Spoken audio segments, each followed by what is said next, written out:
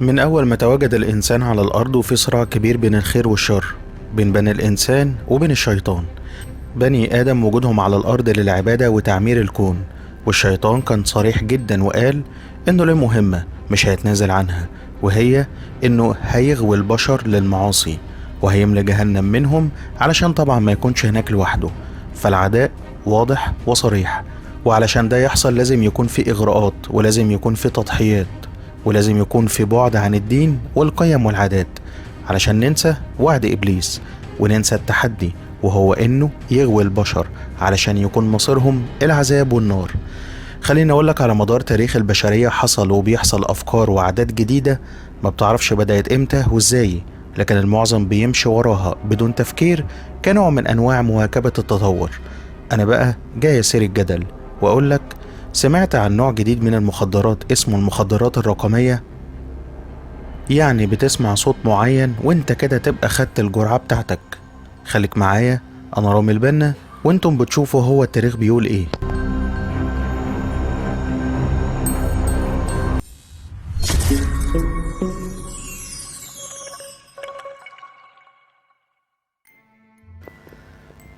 ربنا ميز الإنسان بالعقل والتفكير، علشان كده تلاحظ إن معظم التعاليم الإلهية للأنبياء والرسل هي التدبر والتفكير وإعمال العقل. ظهرت من فترة مش بعيدة قوي نوع من الموسيقى بيتم بيعه على الإنترنت. النوع ده بيكون له مواصفات معينة، وأقصد مواصفات يعني موجات صوتية محددة، وبدقة الموجات الصوتية دي يلزم عليك إنك تحط السماعات وبتستسلم ليها وتسمع الموجات دي. الموجات دي بتشتغل على المخ وبتحفز هرمونات معينة بداخل دماغك، فبتعمل عمل المخدرات من التحفيز لإفرازات هرمونات معينة في المخ، وكأنك خدت جرعة علت المزاج. على فكرة الكلام ده حقيقي وبيتباع سواء على الإنترنت العادي أو الديب ويب، وطبعا بنفسك تقدر تبحث وتتأكد. الصور اللي بتشوفها دي عبارة عن تقارير صحفية في لبنان والكويت، ومش من دلوقتي، ده من حوالي 7 سنين، يعني الموضوع مش جديد. نقطة وهنقف واروح لحاجة وارجع لك تاني. ترافيس سكوت مغني راب ما كانش معروف اطلاقا، فجأة وبدون مقدمات بقى معروف جدا بشكل مبالغ فيه. في ناس قالت انه استدعى الشيطان علشان يساعده في النجاحات دي مقابل تقديم القرابين في الحفلات. هل الكلام ده له دلائل ولا مجرد استنتاجات؟ هو استنتاجات. تعالوا نشوف بعض منها. ترافيس بيستلهم دخلاته والتصاميم الخاصة بحفلات والبوابات وغيرها من فنان هولندي. الفنان ده كان عايش سنة 1550 ميلاديا، كان بيرسم لوحات عنوانها النزول إلى الجحيم. الراجل ده كانت كل رسوماته عبارة عن عفاريت وحيوانات نص بشرية ونص بتموت وتهلك بطرق بشعة، وأغلب رسوماته بتعتبر نوع من أنواع الغموض والألغاز.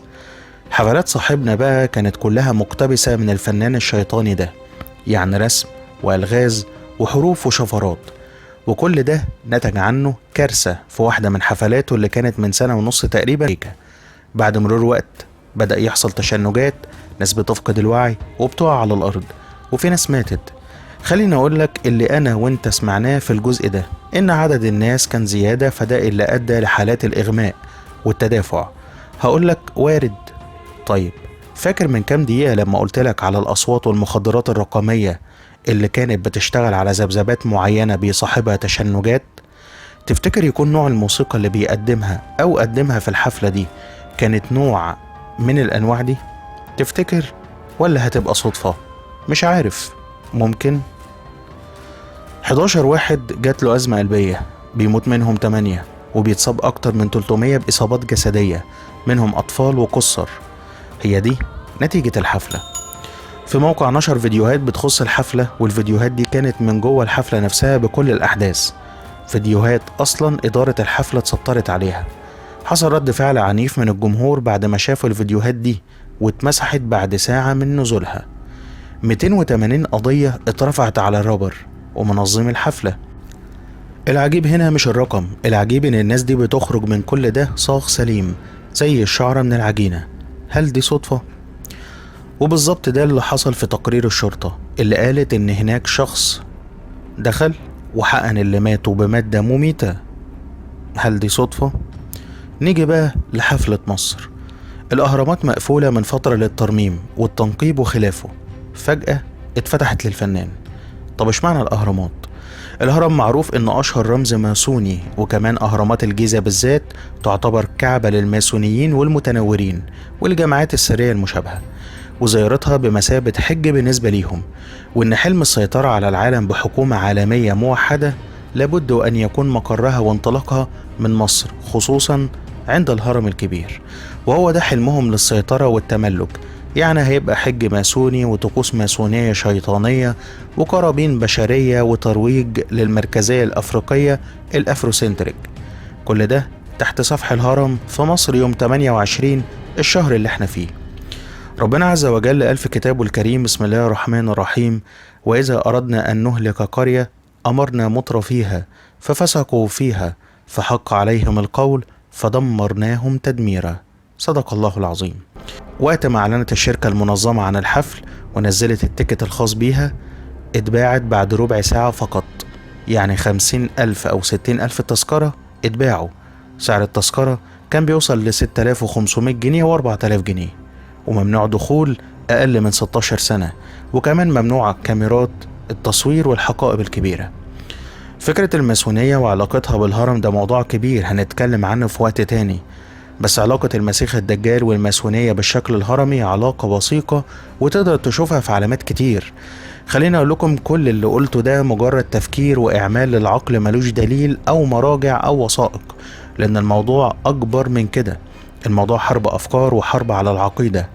خلينا أفكرك بالتحدي. نزل سيدنا آدم والسيدة حواء والشيطان على الأرض، بدأ عصر جديد مليان صراع بين الصح والغلط، بين الخير والشر، بين وعد رباني ووعد شيطاني.